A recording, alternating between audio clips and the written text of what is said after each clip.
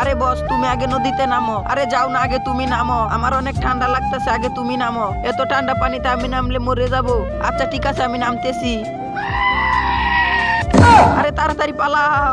আরে আমাদের সাথে একজন তো নদীতে ঝাঁপ দিয়ে মারা গেছে। এখন যদি আমরা নদীতে গোসল করতে নামি তাহলে তো আমরা মরে যাব। আরে বস, আমি নদীর কিনারে অনেক বড় একটা দানব দেখেছি। ঠিক আছে চলো দেখে আসি। আচ্ছা চলো। এই দেখো বস, অনেক বড় দানব। তাহলে এই কি সেই দানব? আমাদের একজনকে মেরে ফেলেছে, এবার একে মেরে ফেলো। আরে দাঁড়াও, কি করতেছো? আরে বস, এ অনেক শক্তিশালী, এ তো আমাদেরকে মেরে ফেলবে। এর কাছে তো আমরা একটা ছোট পিঁপড়া সমান। এ বড় দানব শুনো, বড় দানব শুনো, বড় দানব আমাদের কথা শুনতে পাচ্ছ? আরে কি হয়েছে? আরে এখন আমাদের তোমার সাহায্য লাগবে। কেমন সাহায্য? আমরা অনেক শীতের কারণে গোসল করি না, এখন আমাদের শরীর পরিষ্কার করে দিতে হবে। ঠিক আছে, তোমাদের শরীর পরিষ্কার করে দেওয়ার জন্য একটা ইলেকট্রনিক যন্ত্র নিয়ে আসতেছি। এই তো ফ্যান নিয়ে এসেছি তোমাদের শরীর পরিষ্কার করার জন্য।